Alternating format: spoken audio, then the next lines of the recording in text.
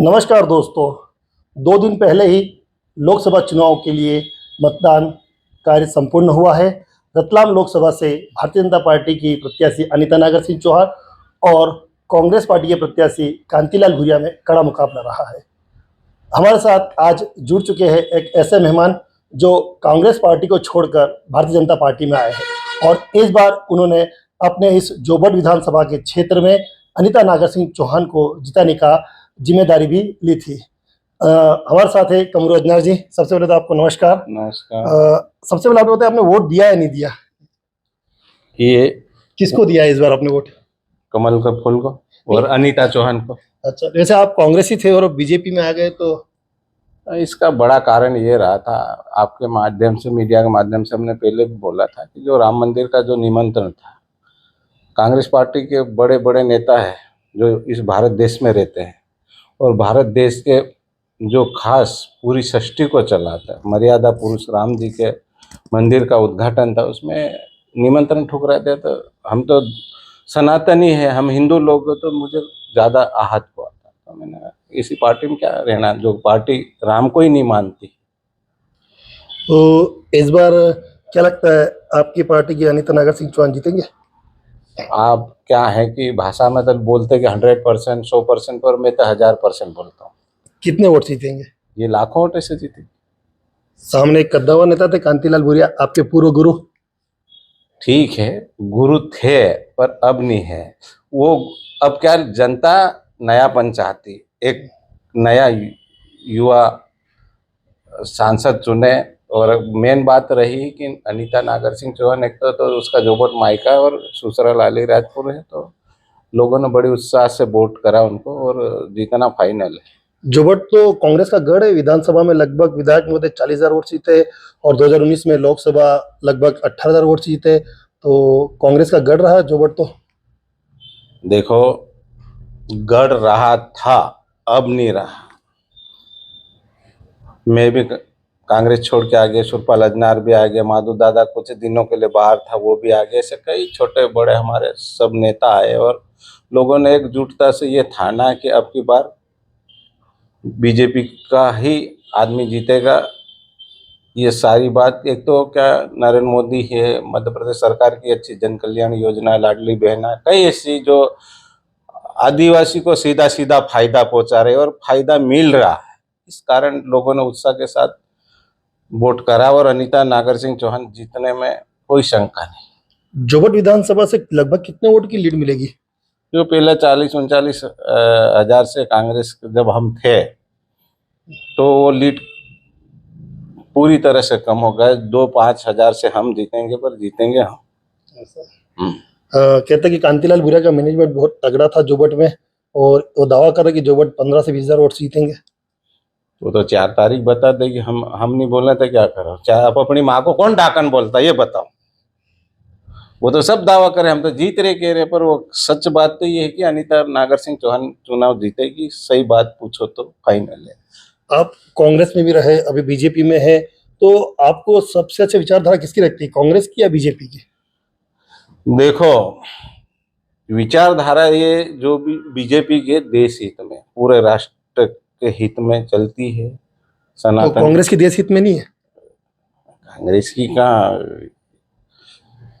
कांग्रेस ने अभी तक ऐसा कोई कानून नहीं लाया कि जिसमें हमारे आदिवासी, नागालैंड, असम, गुवाहाटी, मणिपुर, जहाँ जहाँ हमारे मूल आदिवासी क्रिश्चियन बने, उनके ऊपर कोई एक्शन ही नहीं लिया। अभी भी बहुत ज़्यादा ईसाई बनते जा रहे, तो ये समझते हैं कि अगर ईसाई लोग बनते जाएंगे तो कांग्रेस का वोट बढ़ेगा। इनकी ये मानसिकता है। तो आप भी तो जनपद अध्यक्ष रहे, तो आपने आवाज क्यों नहीं उठाई?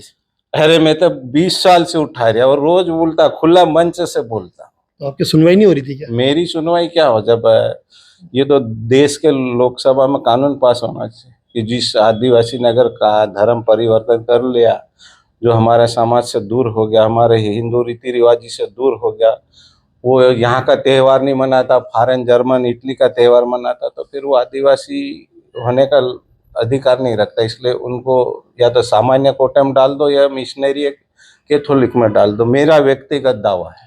अब भारतीय जनता पार्टी में आप आ चुके, तो आप यहाँ पे भी आवाज उठाओगे? अरे मैं मरते दम तक उठाऊंगा, मेरा आदिवासी का हित होता, अगर मैं नहीं बोलूंगा तो कौन बोलेगा। हम असली आदिवासी और नकली आदिवासी की पहचान ही नहीं कर पाएंगे। वो क्रिश्चियन बन जाएंगे, फिर भी आदिवासी का कोटा का लाभ लेंगे, तो फिर असली नकली का फर्क ही नहीं कर पाएंगे। अगर धीरे धीरे इनकी संख्या बढ़ गई तो यही फिर इनका राजपाट चालू हो जाएगा। जो मैं आपको उधर साउथ इंडिया की बात कर रहे हो, वहाँ जो अन्ना है, रेड्डी है, ये सब क्रिश्चियन है। मेरा भाई पहले आदिवासी थे। आपने अनीता नागर सिंह चौहान के नामांकन रैली के दौरान मंच से एक भाषण दिया था, वो आपका भाषण काफी सुर्खियों में था। देखो, सही बोलने में मुंह थोड़ी दुखता है। जो बात अपन को लगती है कि ये ऐसा होना चाहिए, तो अपन वो बात बोली थी मैंने कमलनाथ के। जब हम जाते थे डीजल पेट्रोल खराब करके भोपाल, तो हमको कोई फोटो, मान लिया आपकी भी एक भावना रहती कि चलो मैं मंत्री जी या मुख्यमंत्री के पास मेरा फोटो हो जाए। वो फोटो बिकता तो है ही नहीं, लेकिन एक मन खुश हो जाता। तो वो क्या है कि उनका सुरक्षा गार्ड वगैरह है ही, तो धक्का धुक्की करके बाहर कर देते। आज तो हमको थोड़ा बहुत ज्यादा वो, तो इसलिए इन लोगों को मैंने बोला कि वो वाला रोल अदा मत करना। किनको बोला आपने? सारे, चेतन कश्यप, नागर सिंह जी, निर्मला भूरिया जी, अगर सीएम साहब होता तो उसको भी बोल देता मैं तो। आपने कांग्रेस में रह के कभी भी विधायक की दावेदारी नहीं की? मैंने करी थी, पर मेरा है कि वो लफड़ा चालू हो जाता कि ये तो साला ईसाई के खिलाफ बोलता है, इसलिए मेरा वहां पर जाते, भोपाल से आगे जाते जाते नाम कट जाता था। तो भारतीय जनता पार्टी में आप दावेदारी करोगे? देखो, अभी तो समय आने तो मैं आज आपके चैनल के माध्यम से ये नहीं कह सकता कि मैं आज आया कल टिकट मांगने लग जाऊंगा। बहुत सारा हमारा वरिष्ठ नेता माधु दादा वापस आया है, बहुत सारा नेता है। अब ये तो यहाँ क्या है कि संगठन के माध्यम से जो भी होगा तय, वो तो उसका अपन स्वागत करेंगे। अब ऐसा कौन बंदा जो टिकट नहीं मांगेगा, बता। जो आपको भारतीय जनता पार्टी में लाए हैं वन मंत्री नागर सिंह जी, उनके खिलाफ लगातार जो झाबुआ विधायक विक्रांत भूरिया वो आक्रामक है, बयानबाजी कर रहे हैं। अरे, जब एशिया में सबसे टॉप पर आदिवासी जिला झाबुआ अलीराजपुर है, तो ये तो जनरल बात। सब इनके खिलाफ महेश पटेल की चेन चोरी का 300 बाणों का डकैती के केस नहीं बना था, जोबट में बना था ना, अभी भी चालू है। बताओ, वो डकैत भले हुई या नहीं हुई, जो भी था, पर अपराध तो कायम हुआ था ना। आपको भी मालूम, आपके माध्यम से अभी विचाराधीन है न्यायालय में। अब ये कहा, वो नागर सिंह जी ने बोला है कि जब मैं कांग्रेस की सरकार थी तो ये सारे केस कांतिलाल भूरिया करवाते थे। तो ये तो होता है। मेरे को पिछली तो बार, ये सच्चाई कि कांतिलाल भूरिया ने करवाई, आप मानते हो? अरे क्यों नहीं मानते हैं? नेता लोग एक दूसरे को दबाने में क्या नहीं कसर छोड़ते। तो नागर सिंह जी तो 1999 में नेता थे ही नहीं। अरे नेता नहीं है, वो विधायक भी नहीं था। मान मेरे पे भी चल रहा है केस झूठ झाट के, तब मैं किसको दोष दूं? तो किसने करवाया आपके ऊपर केस? चलते है कि इसको कैसे गिराना है। अब नाम तो नहीं बताऊंगा, पर हमारी भी पहले गुटबाजी चलती थी, कांग्रेस में था, तो वो भी चाहते थे कि इसको कहीं ना कहीं उलझाए रखो। आप भारतीय जनता में, आप पार्टी में आप भी आगे, सुरपाल भाई भी आगे, आप दोनों की गुटबाजी भी थी, अब आप दोनों एक हो गए क्या? सब एक हो गया। विशाल रावत, माधो सिंह दादा, सुरपाल भाई, हम सब एक हो गए। जब वो बात आएगी विधायक की तब देखेंगे। अभी हमारा कोई झगड़ा नहीं, खड़ा हो जाएगी। कांतिलाल भूरिया दावा कर रहा है कि इस बार हम लगभग 1 लाख वोट से जीतेंगे। आपको थोड़ी देर पहले मैं बोला हूं कि अब अपनी माँ को डाकण कौन बोलता है। हम जीत रहे करके मैंने कहा 100% तक बात करते, पर मैं तो 1000% बोल दी। और यही बात अगर मेरी 4 तारीख को झूठी साबित हो जाए तो फिर मैं आपके सामने बोलूं क्यों?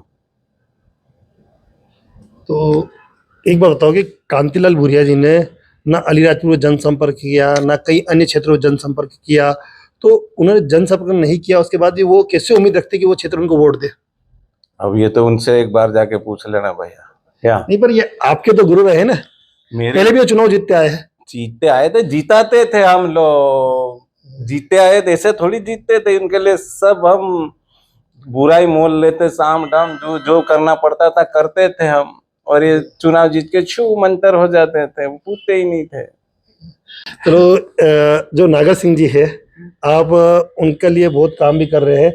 अनीता भाभी जीत जाते हैं इस क्षेत्र में रतलाम सभा से, तो सबसे पहले आप आपके क्षेत्र के विकास के लिए क्या इस उपलब्धि लाओगे? अपने यही हमने जनता के बीच में यही बोला। और मंत्री साहब नागर सिंह भैया को भी बोला, अनीता भाभी को बोला कि आप सांसद बन के जाओगे। जो पलायन होता है हमारा आदिवासी बाहर जाता, गुजरात जाता, जो घर वगैरह छोड़ के जाता, आने जाने में कई बार एक्सीडेंट में पूरा परिवार मारा जाता, तो ऐसी योजना लाओ ताकि नर्मदा का पानी हर गांव में पहुंचे, हर खेत में पहुंचे। नर्मदा का पानी अगर हर खेत में आएगा, हर हर तालाब में आएगा, गांव में आएगा, तो ये जो बाहर जाते मजदूरी ये बंद हो जाएगा। वो अपनी सब्जी भाजी गर्मी की फसल लेंगे और इससे जो उनको आमदनी आएगी उससे ये जो है दूसरा जो सरकार को जो देना पड़ रहा है लाडली बहना, किसान सम्मान निधि, वो उससे 4 गुना उनका फायदा होगा।